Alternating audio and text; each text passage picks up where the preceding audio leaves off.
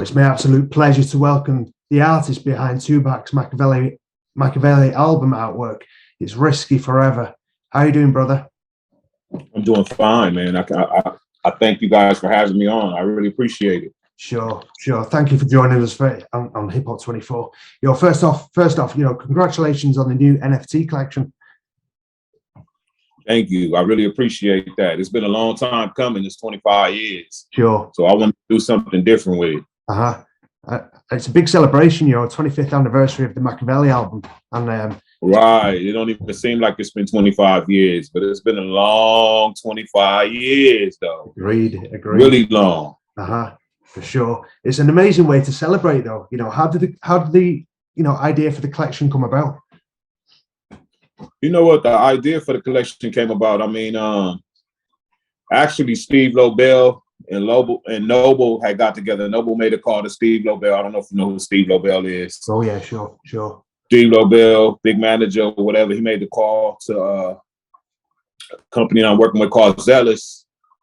And they wanted to sit down and they wanted to put the idea together for the NFT collection. So that's how everything came about. That phone call.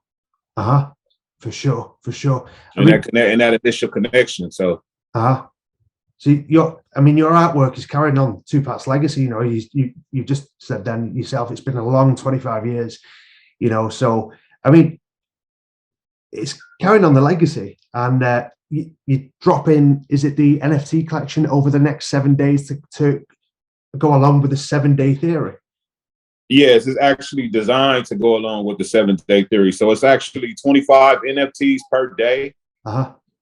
And that'll last for 7 days. So it's different pieces of artwork that are all inspired by the album art that are just different in what they represent for each 7 days. Sure. So it's the 7-day theory, the NFT style. You know what I mean? I feel that definitely. What can fans expect from the next 7 days? Talk to me about the items that are in the collection. All of the items are different. Some of them are based on me just being an artist in the streets, and some of them are just based on things that come from out of the album. So, the collection is definitely dope. Like I say, each day it's a different theme, and as it's closer, when it gets closer to the end, it gets more. What can I say? Let me make up a word. Legacy-fied towards the end.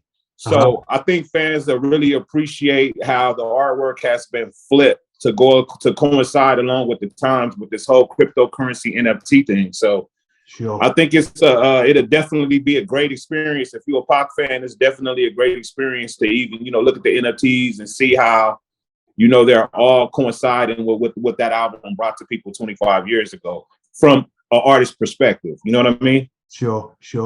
I seen the canvas. Was it the canvas and the signature on the canvas? Was it the cardboard canvas I took a look at? How did the ideas come about for that kind of specific items? Everything that you see, like with that canvas, and you see the signature on it. That's from the original canvas from 1996. So okay. The history is also embedded in everything, in every NFT along with that, because everything has been done to coincide with the times, but it's also been done to coincide what happened in 1996 also. So they're keeping that legacy alive, and the whole 96 thing. Sure. So you can look back on it as a time, but it's like I said, it's basically just a recreation of everything in a different way, just to fit with today's times. For sure. I like that idea. I definitely like that idea. You're keeping, the idea of the core of the idea from 1996, but putting it in a 2021, cybersphere, if you like, and you put, I think that's a fantastic idea, especially on the 25th anniversary. I see the iconic image behind you there. The one that you got packed to the cross. Talk to me about the original idea, if you can, Riskie. How did the idea come about? Yeah, I mean, everything was Pac's idea. You know, it was just relayed to me by Suge first before I actually met up with Pac. You know what I mean? I guess they had been in convo. Pac had the idea, and then Suge was like, well, let me call Riskie. Let me get this idea started. Sure. And that's basically how everything started. I met with Suge. I showed Suge the idea. Suge liked it. Suge told me to go ahead with it. I guess Suge turned around and told Pac that I had the idea. A couple of days later, Pac wanted me to come see him and show him the idea. Sure. And then from there on, you know, it turned until, you know, that full completed canvas. You know, it was done. And the funny thing that that happened is that, you know, a lot of people ask me, how long did it take for me to do it? I feel crazy sometimes telling people 7 days because it's the 7-day theory, and I don't want them to really think like, oh, he's just trying to front, say he did it in 7 days.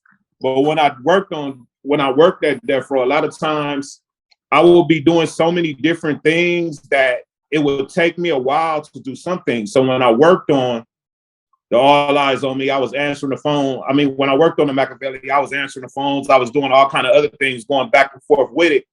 And a lot of times when I had finished a few things, Pac wouldn't be available. So I would have to wait days in between in order to go see him to get the job done. So it took approximately a week to get it done. So it was 7 days to do it. Sure. Wow, it's such an iconic album, iconic image, iconic album. The songs are so deep, you know, and it just all adds up, like you say, 7 days, and it took you around about a week to complete it. I mean, was you around any of the recordings of the songs? I know you was in the office, but was you around the recordings or? I mean, yeah, definitely. I had heard some of the recordings before the album came out. You know, I went to Can-Am, you know, to sit down with Pac. I got to hear some of the album while I was sitting there and showing him the original artwork. So, of course, I heard a lot of the album before it came out. But, you know, then, you know, once again, when he passed, a lot of the album changed. You know, different songs that were supposed to be placed were taken out. Sure. So I got to hear a lot of it. Hearing Pac from the All Eyes on Me album to hearing the songs you did hear before it came out, what was your initial thoughts? I mean, it was so much different from what All Eyes on Me was. Sure. All Eyes on Me was more up-tempo beats, more party music, more gangster music, and Makaveli was kind of more, what do you call it, personable? It was more like, it puts you more in the thought process of things that were going on around you. Sure. Than actually All Eyes on Me did. You know, All Eyes on Me, you know, you were in the thought process, but Makaveli made you think deeper into what he was talking about. Most definitely. So there is a big difference in between those albums. Sure. I feel you on that one. It's such a deep album. I think it's on a personal level, I think it's probably Pac's deepest work, I think, to be fair. Yeah, I think it is one of his deepest pieces of work. Sure. You know, and you know, to do that cover art and for it to be so deep and coincide with that, I really think that is one of his deepest piece of art. Sure. Well, it was all art. It's all art, including the cover. When it all came together, it was a deep piece of art. Most definitely.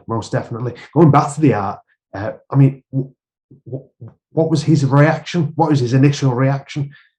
You know, what was his reaction on his face, and what did he speak about of the painting? Okay, I mean, the first time when I went to Can-Am studio to show it to him, it was unfinished. Okay. So when I took it to him, he looked at it. We bounced back and forth. I wrote down some notes of things that he wanted added to the album. You know, when I took it to him initially, it was just basically a canvas painting. It was him on the cross with the ideas that I had came up with, but the cross was empty. Sure. I hadn't did any painting or nothing like that because I didn't know which direction that I was going to go in so far as detailing the cross and making that part come to life. Mm-hmm. So I had told Pop, when I showed it to him, I was like, yo, you know, it's not done, but they told me that I needed to bring it to you for you to see it. So I haven't did anything with the cross yet, but I do have the part, you know, I have the portrait of you there. So he looked at it and he said, I don't want you to fill in the cross. I want you to put a roadmap inside the cross. Wow. So I looked at him. I was like, a roadmap. He was like, yeah, I want you to put a roadmap inside of there. I want it to just be a map in the inside. And I want you to name all of these cities and put them on the map, along with, I would like a compass at the top of the map that expresses east to west. I want that to just stand out east to west. So he never really gave me an explanation of what the meaning was behind that. I just went and I jotted down those notes. I went back, I made it happen. The second time when it was all done, when I had the painting complete, they sent me a graphic back to Death Row. It was on a Friday. Matter of fact, it was actually September the 6th. Wow. They sent me a photo of the finished artwork for the album. It was supposed to be a back inlay, and then there was the cover. So they gave me those two pieces, and I ended up taking them to Pac to his penthouse on Wilshire Boulevard. It was a place called the Wilshire House. Okay. So I took it over to him. I mean, he was surprised. He was so happy because he couldn't believe that I had finally gotten everything put together. Like, it was, to him, it was big that I had did that. Sure. So I guess I could say in so many words, I mean, he was excited at the fact that I had put it together, and he was ready for it to come out. And I mean, one of the things with him being so excited about it was, and I had did the previous artwork on insert for the All Eyes on Me.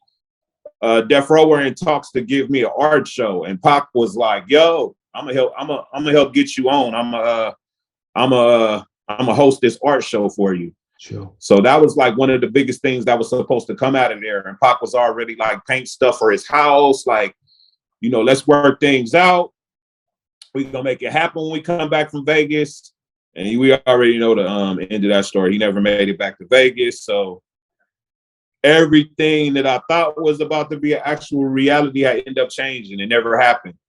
Everything just fell, just went away fast. It was like a sink full of dishes where you just pour fresh dishwater in there, and all of a sudden somebody just pulled the plug out. And you just left with suds. Sure. So yeah, it was like that was an incredibly disappointing feeling. Sure. I mean, I've read a hell of a lot of books, and we've all watched the documentaries. And what was the reaction? Was there any reaction at all around about the painting? Obviously because it was his idea of him being on the cross, right there on the cross on this such an iconic image, which we look at now. I mean, around Death Row at that time, after he passed on September 13th, what was there any reaction to the painting to say, wow, this is going to be huge. This image is going to kind of break music, break hip hop. It's going to shake the hip hop world. I don't know what everybody else in the office was thinking. You know what I mean? I just had the thoughts in my head. I knew in the back of my head that it was going to be big because it was Tupac. Sure. But I didn't know that the reaction that came from that album was going to happen. And I'm sure it was a whole entirely different reaction once he passed. Sure. But I never had those thoughts in my mind that this is what was going to come out of that. I never really knew that because I was inside the whole Death Row box. So, of course, we didn't have Instagram and Facebook, so I could get a feeling of what the public might think. So it was only based upon what I thought. And I'm a real humble guy. I couldn't fathom the idea of it being so big. You know what I mean? Sure. His death shocked the world. It's 25 years of age. He achieved so much. Music, films, the whole lot. I mean, he was very outspoken about social issues. But it did spark the brain. He sparked the brain, and he definitely sparked the brain because he definitely sparked mine. And it's like I'm only a year younger than Pac. Wow. Okay. So that felt, when he passed, that was like real surreal to me. You know what I mean? For somebody of that stature and so young in age, sure, to just and to just be such a big iconic figure to the world, for him to just be gone, like that was that was incredibly sad. You know what I mean? Definitely. I feel. And like I was a fan before I even had the opportunity to even work with Pac, to be able to be in the same room with him, to be able to work with him, that was exciting. But to lose him, that really hurt. That hit something deep. Well, definitely, I feel that. I definitely feel that. You know, it's like you you've seen his work, and then you get into work with him. You know, like you say, he was a fan beforehand. I mean, I really can't imagine, you know, what it was like being around. I suppose you're not just your work. You work for your workmate. He was your friend, your personal friend, and you know he was going to. I mean, me and Pac were cool. We weren't. I'm not going to sit here in front like we were just the best of friends. I mean, we were cool. We had a relationship on a creative level. Like I wasn't around him as deep, you know what I mean, as some other people were. But the time that I did meet with him, we had a connection here to there, you know what I mean? And I don't know if it was just because of the creativity, but we always had a cool connection when we sat down and we talked about different things. Sure. I mean, was there anything Pac said that's resonated with you and you still keep? You know, the last conversation always resonates with me, you know what I mean? And then a lot of these days, you know, when I'm doing this NFT collection, you know, I've had the entire week, and I've been working on this deal for approximately almost 6 months. So I've been kind of thinking about that for the whole entire 6 months. And then, you know, the closer it got to the drop, is like I fell back into that whole thinking about the whole death row, being at the office times. And a lot of times I do think about when I used to be around him and he used to talk to me. And one of the things that he used to say to me all the time was like, you're going to make a lot of money being creative. Like you're going to be on, like, you know, as long as you keep your creativity and stay creative, keep doing what you're doing, you're going to make a lot of money at what you're doing. But the whole thing about you doing everything is to be able to own your artwork. So that always resonates with me, that he told me that I need to own, you know, things that I do. So that always sticks to my head. Sure. I mean, he was always forward thinking, wasn't he? You know, he was always thinking about, you know, owning stuff, and like you say, you know, owning your own artwork, and you know, it was so prophetic. You know, it's like a prophet, you know, thinking ahead and kind of like predicting the future with the things he said. You know, not only about social issues, but like yourself, you know, you've got to own your own work, and you know, going forward, what, 25 years now, and you know, it's the fruits of your labor. You know, it's worldwide, and it's so iconic, you know. It definitely is. So I mean, you know, the thoughts are, you know, it's never a day that goes by that I don't have to think about that time. You know what I mean? Somebody is always bringing that to me every day. Yeah, I always gotta have. It's always something that I have to say about those times every day. I don't care what it is. It could be the smallest of things. It's always a reminder of that. Sure, definitely. I mean, you posted on their Instagram a few days back about the original picture. Can you tell us a story about what happened to it after 1996 up until present day? You know what? In 1996, you know, I had the pain. You know, I had it for a long time. I had it from 1996 all the way up to about 2010 or 11. Okay. You know, I had fell on some hard times, and somebody came to me and told me, like, yo, why are you tripping off of money and you sitting on money? Like, you got all these artworks and things just sitting around. Like, because I would never think about selling none of my artwork back then, because I had all the originals. I used to just have them hanging on my wall at the house. Sure. People would come in and they would look at them and they would be like, is that what I think it is? And I'd be like, yeah. Wow. But, you know, somebody ended up talking me into, you know, putting it up for auction. I did this whole eBay auction. You know, the numbers went up.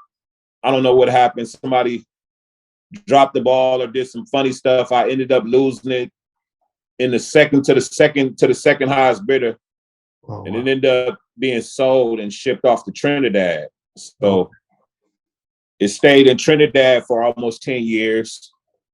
And the company that I'm with now, Zealous, they worked out a deal. Shout out to Missouri out there in Trinidad, you know what I mean? Because he looked out, you know, sent it back home. But, you know, my rep Ryan from the company that, you know, Zealous that I get down with. Ryan ended up working out a deal and he ended up bringing it home. And I mean, for it to come back and look at it, you know, the whole 25 years later, it's a whole bunch different. You know what I mean? It's a whole different meaning behind it now, because I never ever had the anticipation that I would see it again. Sure.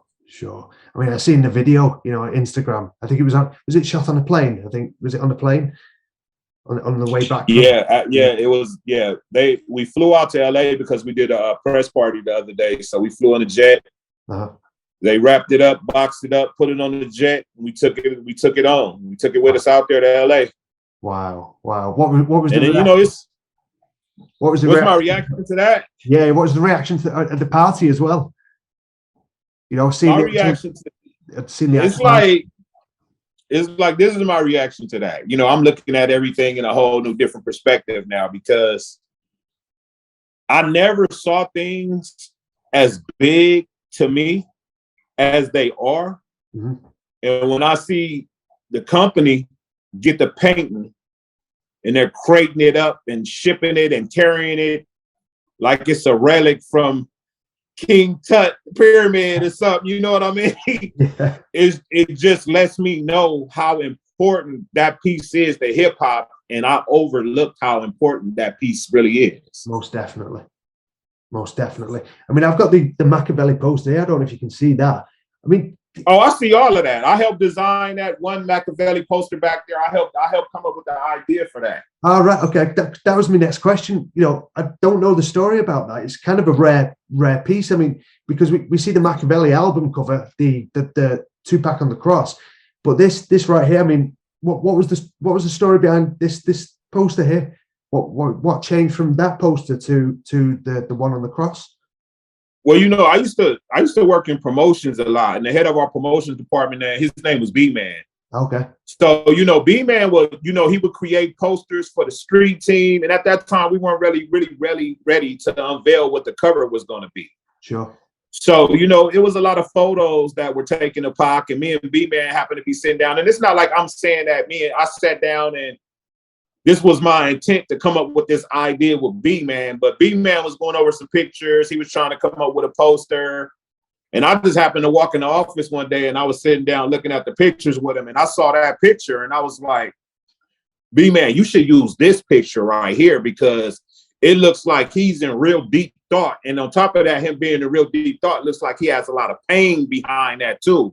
And I think that, from what I heard in that album, I think that would be a good thing to put out and it would coincide. And I don't know, I guess somewhere down the line, B-Man liked that thought, that idea, the creativity that I gave him.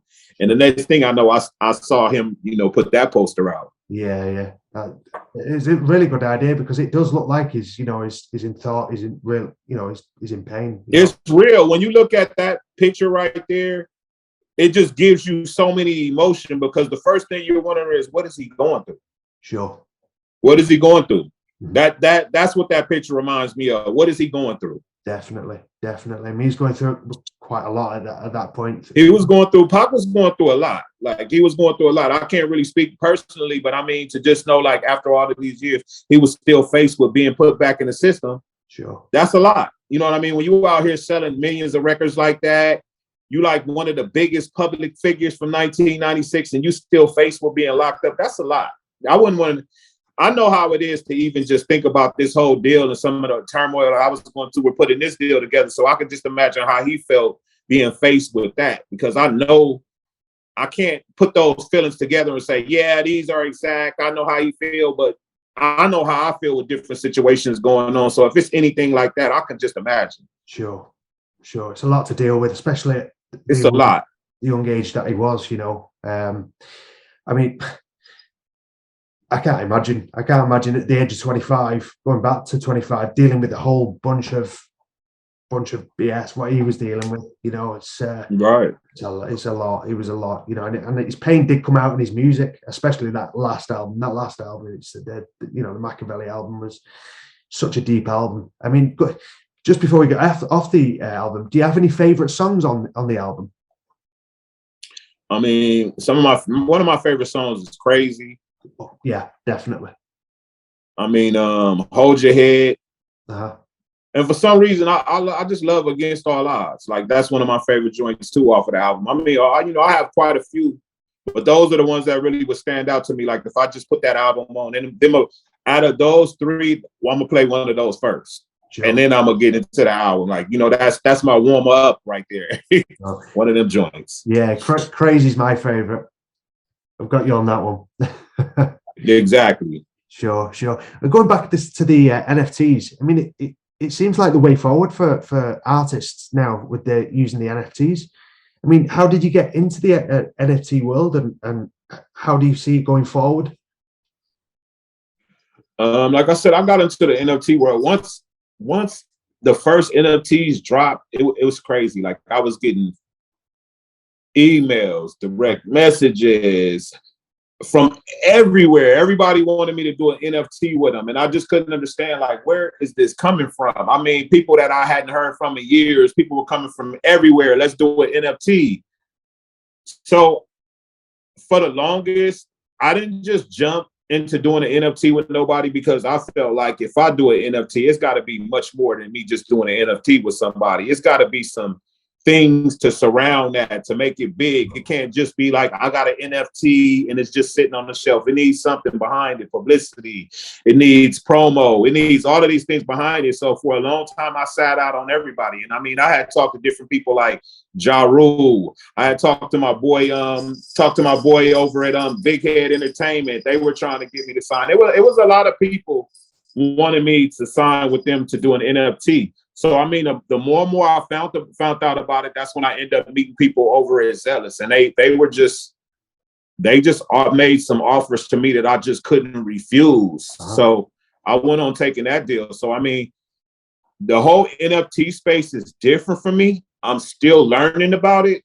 But, I mean, if everything goes well, I mean, I'm going to stay dibbling and dabbling in that, because as an artist, one of the things that I would like to do is I would like to stop doing commissions for people. Uh-huh. I would like to just do my own artwork. I would like to just do what I'm feeling. I'm tired of expressing what everybody else feels to put into my artwork. I would like to just do my artwork. Not saying that I don't appreciate the commissions, because I do, but I would like to be able to get to the point to where I'm only putting out what I want to put out and not what everybody else wants me to put out. Yeah. If you get what I'm saying. Because I did that for years with all of the album art, the commissions, celebrity clothing, celebrity painting, all of that stuff. I just want to get to the point to where I could just be appreciated as an artist by what I put out at my expression of art. Of course. I mean, you've done some classic albums. You've done, Nate Dogg's. Did you do, was it something about the Death Row? Was it Death Row Greatest Hits? Did you contribute to that? Yeah, I did Death Row's Greatest Hits, the cover of that also. The insert art was by a guy, an artist named TJ. Okay. He was from Las Vegas. He was sending in work. I liked it. I thought it was really dope. And I went and made a move for him to be able to do some artwork on the album too. That's how much love I would have for different artists. He would just write me all the time, send me artwork. I liked it. He had a real cool personality. So I just worked it out with PR team, to get his art added to the album also. Sure. I mean, I think that's how it comes across in your personality. You just want to help people, but I definitely get you. You want to do your own. I always want to help, man. It's so many people that come from where I come from. It's a lot of, where I come from, Compton. We recognize the gang culture. We can't ignore the gang culture. Sure. It's a lot of athletes that come from where I come from. It's a lot of rappers, producers, and all of that. But not too many people look at the fact that real creatives come from our city too, real artists.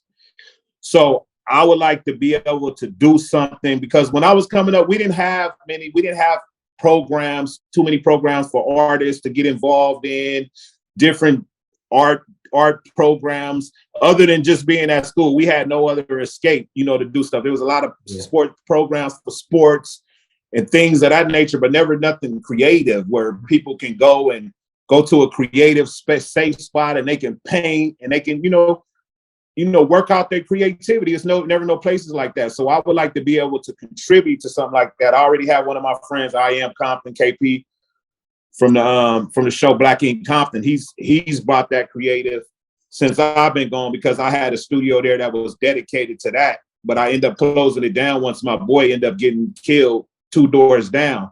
But now KP has that thing going on where he's over there. He's trying to do stuff for the community, creative wise, and bring the kids in. But I would still like to be able to do something like that also for my community, even though I don't live in Compton anymore. Sure. Yeah. Is it Chicago? Yeah, at the moment. No, I'm actually in Texas now. Oh, Texas. I moved to Dallas.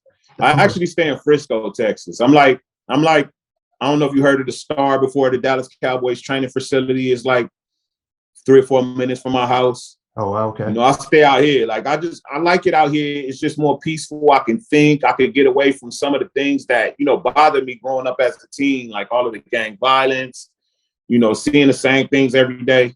Sure. You know, I just needed a change of environment, and it helped me concentrate on working on more of what I needed to be concentrating on, so far as like my creativity and investing more time into me instead of running the streets and trying to, you know, hang with people. You feel me? Yeah, I feel that. Definitely feel that. I mean, I'm in England, so, and I know, you know, all about you. I know your story and your artwork, and so you've really put, you know, as they say, put Compton on the map, but you are giving back, and that's, you know, it's fantastic to see, you know, on your Instagram page. And I've been a fan of yours for quite a while, you know, and been following your story and your artwork, not just the hip hop stuff, it's the other stuff as well, the airbrushing they used to do on the t-shirts, you know, all that stuff. It's really dope stuff, you know. So thank you. I really appreciate that, for real, man. I mean, for you to be way overseas and to know about me, that's big to me, because it's kind of ironic. Like, people know of me in places that I may never even get the opportunity to go, and that's the good part to me about being an artist, especially coming from Compton, California. You feel me? Feel that. Definitely. We just keep doing what you're doing, Riskie. Just keep doing what you're doing, you know. Thank you. I really appreciate it so much. For sure. I mean, can you give us a glimpse of what you'll be working on in the near future, maybe in 2022, or are you keeping that on the right? I mean, right now, I can't even say. Right now, for sure, right now, it'll just be really concentrating on these NFTs. Sure. It really will be, because I mean, I have a great company behind me, pushing me. So I would like to continue to keep working with them, because they've been so fair with me, so honest, and like so diligent on doing things for me. Like, I would like to just keep working with them and keep pressing and keep pushing out different things. You know what I mean? Especially different NFTs, because that's the goal, to get into something new that will fit in with the times. Sure. So you can basically keep proceeding along. You're not just stagnated on one thing, because it would be like, yo, back in the day, I used to just airbrush, draw on paper and pads, and now everything is so digital, drawn in iPads and computers and all of that. So my whole thing is to be able to keep up with the times. So I would just definitely try and keep up with the times and keep on going with the NFT situation now that I've jumped in. You feel me? For definite, most definitely. I mean, where can fans check out this fantastic Makaveli NFT collection? Wait, one more time. I couldn't hear you. So apologies. Where can fans go to see the NFT collection, the Makaveli 25th anniversary? I mean, you could go to makaveli.io. You could go there and check it out. Okay. It's definitely on OpenSea. If you follow me on Instagram, you can definitely get it in my link. The link is up there where you can click directly on and go directly to the collection. Okie doke. Yeah, for sure. And with that, on that note, Riskie, I know you're busy. You're a busy man this week. This coming 7 days. Well, 6 days. Man, let me tell you, man, the messages are crazy. Like, I get DMs, but my DM, every time I answer people back, I go back 5 seconds, it's filled all the way back up. So it's been going crazy since the 5th. So sure, it's been. I'm very thankful for it, though. I'm really appreciative for all of the people that support.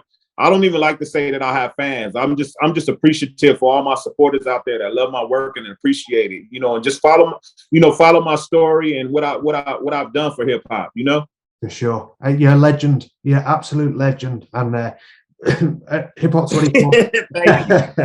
Thank you for joining Hip Hop 24. And this, you've been fantastic telling your story, and we do appreciate your time. I know we do know it's a busy time, but just coming from a personal perspective, salute you, give you your flowers, and you know, you've done a lot for hip hop. We appreciate you, and just keep doing what you're doing. Keep bringing that artwork. Appreciate you, Riskie. Thank you so much. I appreciate you too, man. Thank you for taking the time out. I really do, man. And for everything you've done for me in the past. I know I was supposed to hook up with you for a while ago, but like I said, so many different things were going on with just dealing with my artwork and the ownership of it. It was just like really hard to sit down and just talk about. You know what I mean? Sure. No, I understand. We completely understand that, Riskie, and you know, what better time to have a conversation. We are the 25th anniversary of the iconic album, you know, so we really do appreciate that. Thank you. I really appreciate you too, man. Thank you, Riskie. You take care, and we'll keep in contact. You take care too, man. Don't forget, if you into the NFTs, don't cop my NFT. If you out there and you into the NFTs, cop my NFT. I appreciate that 100.